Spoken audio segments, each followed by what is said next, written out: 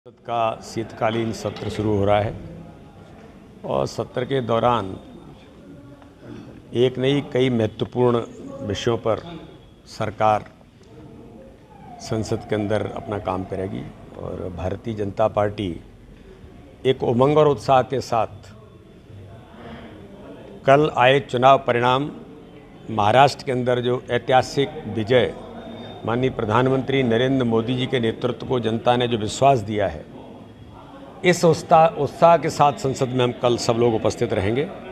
और मैं ऐसा मानता हूं कि ये जो जीत है, ये जीत विकास और गरीब कल्याण के लिए भारतीय जनता पार्टी के कार्यकर्ताओं की अथक मेहनत और परिश्रम, मोदी जी के नेतृत्व में अमित शाह जी की कौशल रणनीति और जेपी नड्डा जी की अथक मेहनत और परिश्रम के साथ देश के अंदर भारतीय जनता पार्टी को जनता का आशीर्वाद मिल रहा है। मध्य प्रदेश के अंदर 2 में से 1 चुनाव हमने जीता है, लेकिन एक सीट जो परंपरागत हमारे पास नहीं थी, विजयपुर की सीट, पिछली बार हम 18,000 मतों से हारे थे, इस बार हम केवल 7,000 मतों से हारे हैं। और आगे हमारा संकल्प है कि कार्यकर्ताओं की अथक मेहनत और परिश्रम के आधार पर उस सीट पर भी भारतीय जनता पार्टी विजय का परचम फहराएगी। एक दूसरी विधानसभा में आपका रेशियो घट गया विजय का। देखिए, रेशियो घटना, व्यक्ति, परिस्थितियां, कई चीज़ें होती हैं, लेकिन वहाँ भारतीय जनता पार्टी ने विजय श्री हासिल की है। माननीय शिवराज सिंह जी चौहान के सांसद बनने के बाद सीट खाली हुई थी और भार्गव जी जो सांसद थे वो अब विधायक बने हैं, इसलिए एक्सचेंज हुआ है। तो इसलिए भारतीय जनता पार्टी में हम इन सारी चीज़ों पर गंभीरता से चिंता भी करते हैं और मैं ऐसा मानता हूं कि भारतीय जनता पार्टी को जनता का आशीर्वाद मिल रहा है। संसद सत्र की बात आप करें, एक वक्फ बिल की बात चल रही है, आपको क्या लगता है? वक्फ बिल के बारे में व्यापक चर्चा पिछली बार संसद के अंदर भी हुई है। पार्लियामेंट्री कमेटी के दौरान उस पर चर्चा है और मैं ऐसा मानता हूं कि इसके बारे में भी संभवतः जो पार्लियामेंट्री कमेटी है वो अपनी रिपोर्ट प्रस्तुत करेगी, उसके आधार पर संसद फिर निर्णय करेगी। संगठन में कुछ एज फैक्टर आ रहा है क्या स्थानीय अध्यक्ष? नहीं, एज फैक्टर बहुत साफ है कि हमारे ज़िले के जो अध्यक्ष हैं वो 60 साल से, अधिकतम 60 साल से नीचे के कार्यकर्ता बने। मंडल के अंदर 45 साल से नीचे के कार्यकर्ता मंडल के अध्यक्ष बने। ये प्रयास है और भारतीय जनता पार्टी में हमने मध्य प्रदेश के अंदर इसको बखूबी ये प्रयास पिछली बार किया था और हम इसमें सफल हुए और उसके व्यापक परिणाम प्रत्येक बूथ पर संगठन को मजबूती बनाने में महत्वपूर्ण भूमिका इन सब लोगों ने निभाई। इसलिए 1 तारीख से 15 तारीख तक मंडल के संगठन का पर्व है और 16 से फिर 30 तक जिला संगठन का पर्व है। तो भारतीय जनता पार्टी ने मैं अभी एक मंडल के बूथ अध्यक्षों के साथ बैठा था।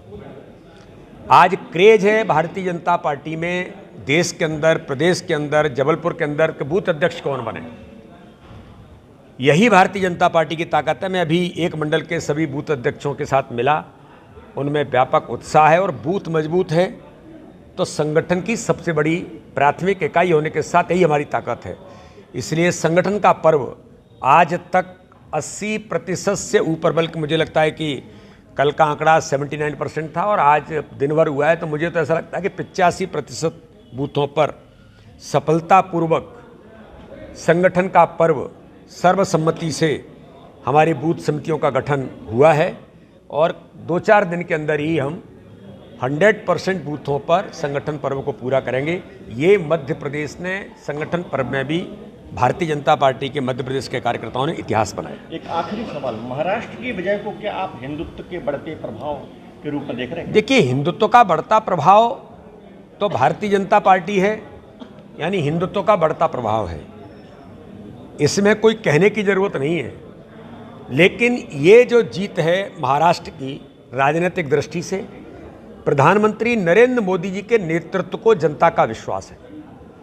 विकास और गरीब कल्याण को जनता ने मुहर लगाई है कि मोदी जी ने जो हर गरीब के जीवन में खुशी लाने का काम किया है और डायरेक्ट बेनिफिट ट्रांसफ़र जैसी योजनाएं लाकर जो भ्रष्टाचार पर अंकुश लगाने का काम किया है, ये गुड गवर्नेंस, विकास और गरीब कल्याण पर जनता आज आशीर्वाद दे रही है और कार्यकर्ताओं की मेहनत सर लेकिन कहाँ चूक हो गई कि जहाँ दो जगह से हार? नहीं, देखिए वो सीट बहुत पहले दिन से हम ये मान रहे थे, लेकिन भारतीय जनता पार्टी के कार्यकर्ताओं ने विजयपुर में भी ज़बरदस्त मेहनत की है।